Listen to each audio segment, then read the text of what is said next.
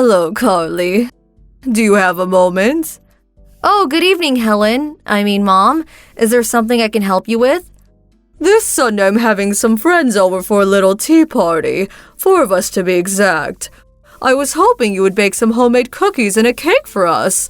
And, of course, I will want you to help out serving and whatnot. I'm so sorry. I'm busy on that day. Huh? You can't get over here? I already made plans on that day. A bit hard for me to make it over there. Oh, really? I provided this opportunity for my daughter-in-law to showcase her cooking skills. Thought it would be a great way to leave a good impression on my friends. I went out of my way to provide you with this opportunity and you reject it? That's why everyone says you're inconsiderate daughter-in-law. You seem to be the only one calling me an inconsiderate daughter-in-law. How could you say such a disrespectful thing to your mother-in-law? I also experienced being a daughter-in-law, therefore I know when you're being inconsiderate, even if no one else is saying it. If I'm saying you're inconsiderate daughter-in-law, well, it's the same as if everyone is saying it. I see.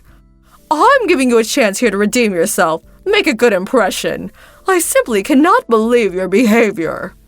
Like I said, I already made plans for this Sunday. Then simply reschedule.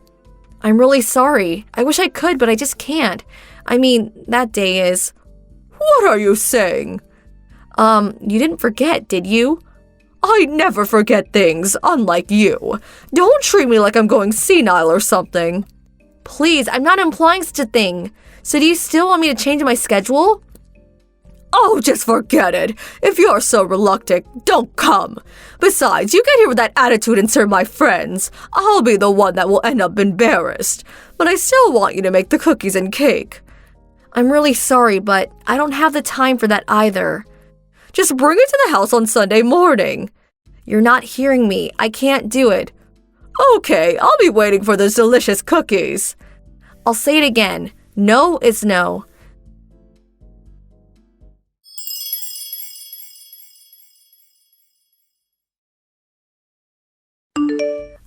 Helen, Mom, can we talk? It seems you entered the house while Frank and I were out. Can I ask what you were up to? Hello, Carly. By the looks of it, you somehow managed to make that cake I requested. Thought you were busy. Huh? What are you saying? You didn't bring it over, so I went there to reprimand you, but then I saw that you did indeed prepare something. That cake was more than enough for my guest, so I will forgive you just this time. Like I said, what are you saying? Oh, yes, that reminds me. All the food on the table. I threw it out. What was all that? Little finger sandwiches, canapes, little bits of chicken? So that's how you cook dinner, is it? Just pile it up on one big plate like some community plate. Disgusting. You really should learn to cook and prepare food properly. Plates, bowls, butter plates. There is an art to serving food, you know. Kids won't learn proper etiquette if you serve food on one big plate like it's party food. Well, at least bring back the cake. Oh my God, how time flies. My friends will be arriving soon. Please, Helen, Mom, please bring the cake back. Please. I made that for today. It's a special occasion. Yes, that's exactly right. Thank you so much for the cake. I can't believe you're doing this knowing full well what today is.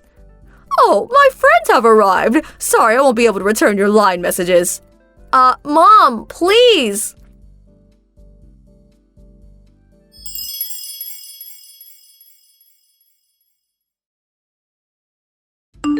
Carly, what was all that today? How dare you come to my place and shout into the intercom?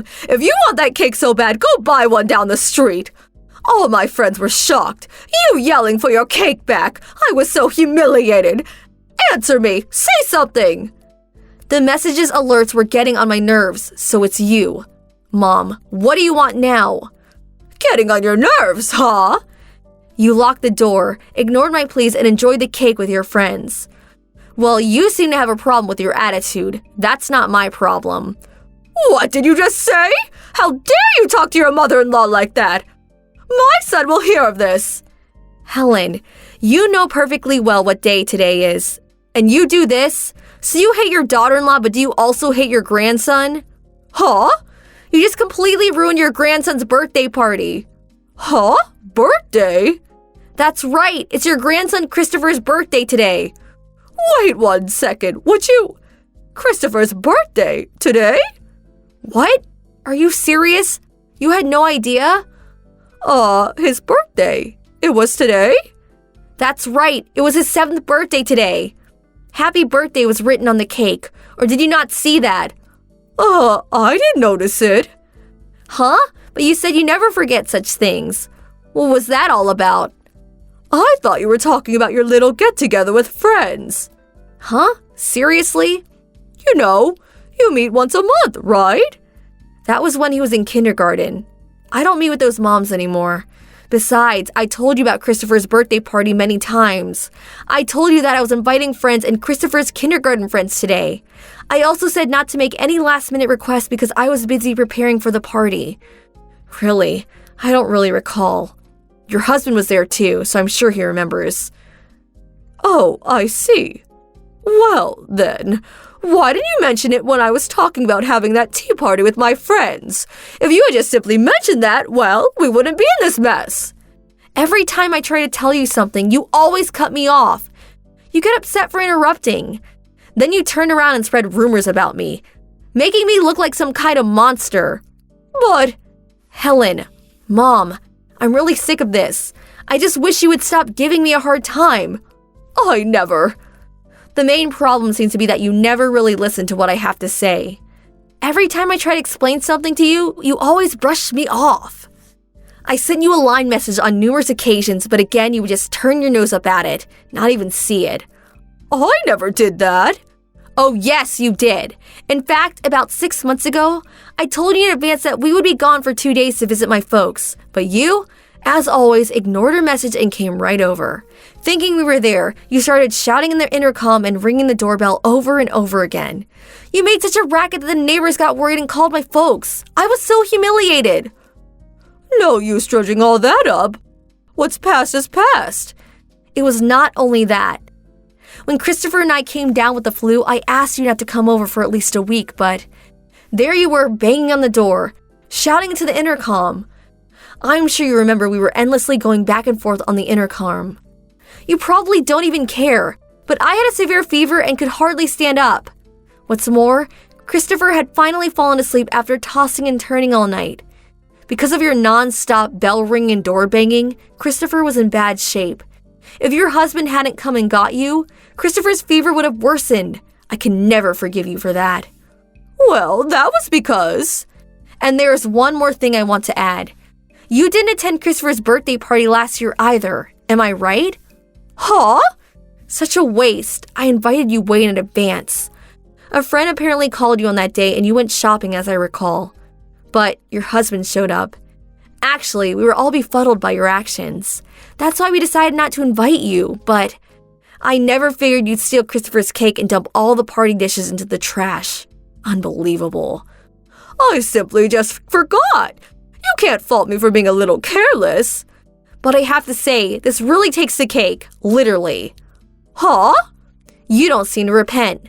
Think about what you did. You stole Christopher's birthday cake. You dumped all the party dishes into the trash.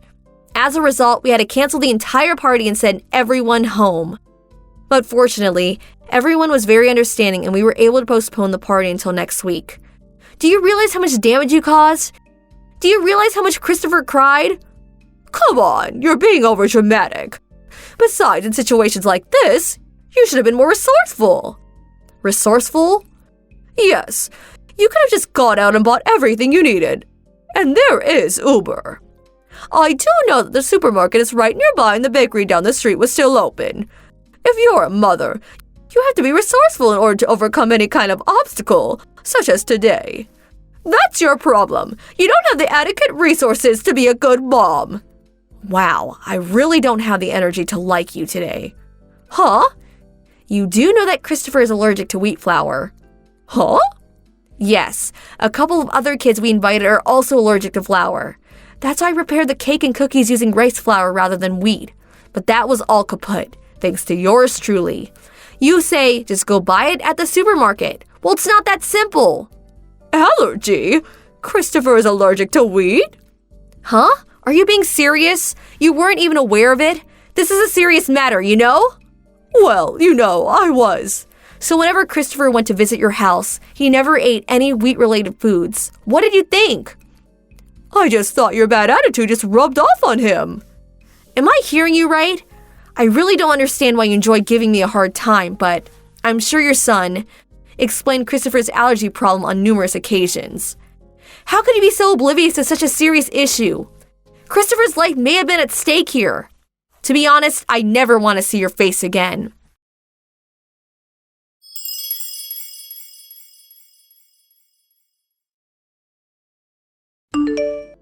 My husband was also following this conversation. He was so angry that he stormed over there and gave my mother-in-law a real dressing down. And she finally confessed to all the pestering and the atrocities treatment of me. It turns out she took credit for making the cake, and as for me, of course, she depicted me as some kind of monster that never cooked or took care of the family, much less her child. But fortunately, such lies don't get very far. People who know me quickly refuted such blatant lies. She couldn't handle all the whispering and rumors about her that she decided to move away, to a relative's place way out in the country. And her husband seemed to come to his wits' end too. This incident seemed to be the last straw for him. Apparently, he finally submitted papers for divorce.